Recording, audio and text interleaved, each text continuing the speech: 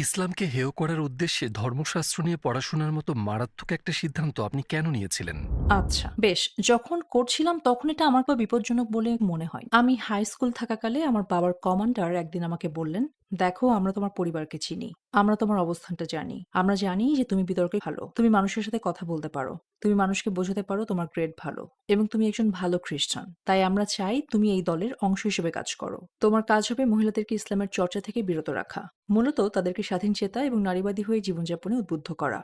সুতরাং আমার মনোযোগ ছিল এসব মহিলাদের প্রতি। ইসলাম যে আসলে কি সে ব্যাপারে আমার কোনো ধারণাই ছিল না।